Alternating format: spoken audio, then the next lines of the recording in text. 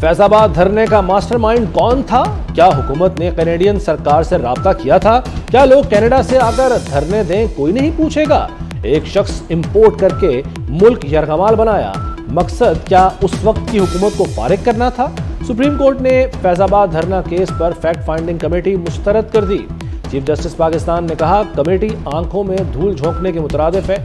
Committee के TOR से तो सब बरी हो जाएंगे। हुकूमत जैसे मामला चलाना चाह रही है, ऐसे नहीं होगा। अटॉर्नी जनरल को नया इंक्वायरी कमीशन बनाने की हिदायत। नजम सेठी के खिलाफ कार्रवाई के लिए फैज हमीद ने दबाव डाला। साबिक चेयरमैन पेमरा अफसार आलम का अदालत में बयान। चीफ जस्टिस ने पूछा, क्या आपको हटाने की वजह यही थी? यस माय लॉर्ड, अफसार आलम का जवाब। मैंने चैनल्स के खिलाफ कार्रवाई नहीं की थी। इस पर फैज हमीद ने इंतकाम का निशाना बनाया। चीफ जस्टिस काजी फायज ईसा ने कहा, आप कुछ लोगों पर इल्जाम लगा रहे हैं, कमीशन बना तो उनके सामने बोलेंगे। कमीशन में भी यही बयान दूंगा। अफसार आलम का कलमा पढ़कर जवाब।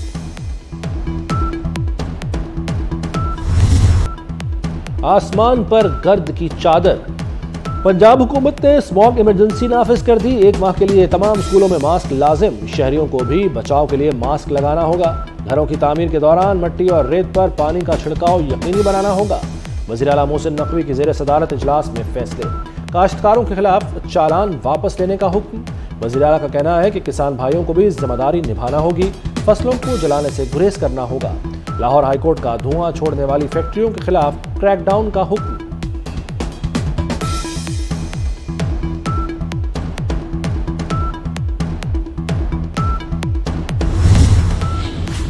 लाहौर स्मॉग से आफत ज़दा करार।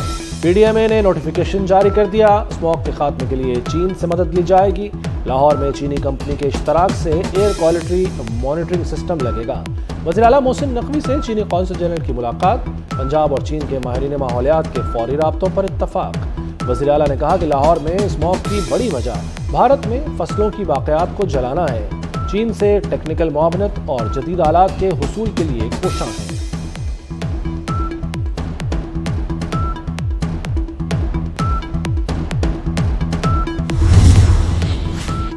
आर्मी चीफ की आज़रबाईजान के सदर इल्हाम अलीयव से मुलाकात। वज़ीर दिफा, chief of general staff, air force commander से भी मिले।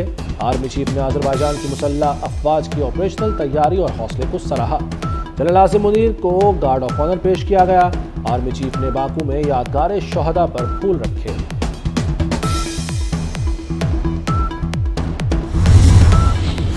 मोहलत खत्म, एक्शन शुरू। गैर कानूनी अफराद हुकूमत के रडार पर आ गए। गैर कानूनी मुकीम गैर मुल्कियों की पकड़ धकड़ कैंपों में मुंतकिल किया जाने लगा। इस्लामाबाद में पुलिस का E11 में ऑपरेशन। मुतादिद गैर कानूनी गैर मुल्की थाना गोलड़ा मुंतकिल। कराची में सदर से गैर कानूनी मुकीम 4 अफराद गिरफ्तार। रज़ाकाराना तौर पर जाने वालों के लिए सहूलत। पकड़े गए तो डिपोर्ट किया जाएगा। हुकूमत का दो ठोक मौके। अब तक 1,40,000 अफराद खुद वापस जा चुके हैं। अफगान बाशिंदों की वापसी का अमल सबूताज करने का घिनौना मंसूबा बेनकाब। पाकिस्तान दुश्मन कुव्वतें मुतहर्रिक हो गई। क्रॉसिंग पॉइंट्स पर पाकिस्तान की तरफ अफगान बाशिंदों पर फायरिंग कराने की साजिश तैयार की गई है। अफगानिस्तान में लागड़ियों से मीटिंग, पुरतशद्दुद मुजाहरों से इंतशार फैलाने का मंसूबा बनाया गया है।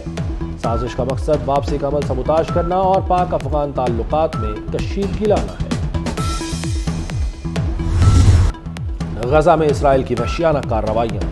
24 घंटों में 271 फलस्तीनी शहीद। इसराइल ने फ़ज़ाई बमबारी के साथ साथ ज़मीनी हमले भी तेज़ कर दिए। सैकड़ों फलस्तीनी ख़ानदान सफ़ाए हस्ती से मिट गए। इसराइली हमलों में शोहदा की तादाद 9,000 के करीब हो गई। 3,500 मासूम बच्चे शामिल। 23,000 से ज़्यादा फलस्तीनी शहरी जख्मी हैं। इसराइली फ़ौज का गजा में 5 महाजों से हमला। जबालिया कैंप पर 6 बम बरसाए।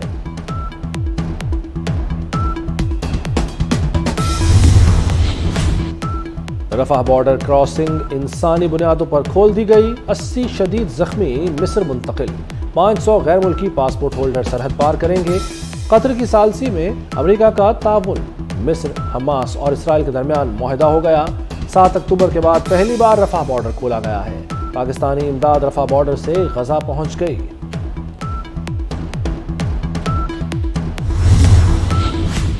इसराइली मजालिम के खिलाफ दुनिया भर से आवाजें उठने लगी।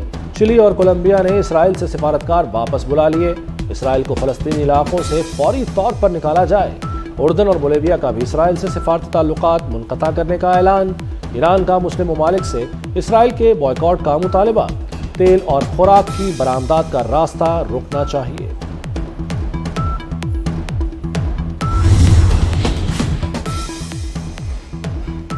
टैक्सों के अहदाफ में 43% इजाफा। FBI ने वसूली का टारगेट पूरा कर दिखाया।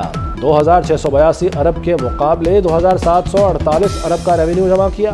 साल 2022 में इसी मुद्दत में 2159 अरब रुपए जमा किए गए थे। FBI ने 4 माह में 158 अरब के रिफंड्स भी जारी किए।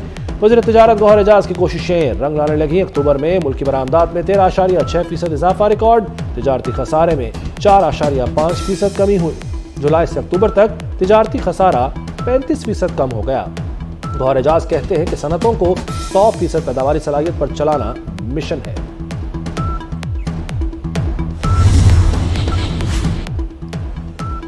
वर्ल्ड कप में top wicket taker Shaheen Shah Afridi का एक और एजाज।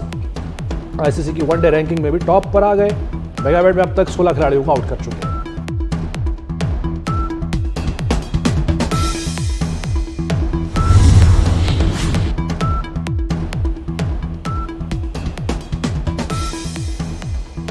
वज़ीर आला मोहसिन नकवी ने जिलानी पार्क में लाहौर टी फेस्टिवल का इफ्तिताह कर दिया। वज़ीर आला ने एक स्टॉल पर जाकर मुआयना किया।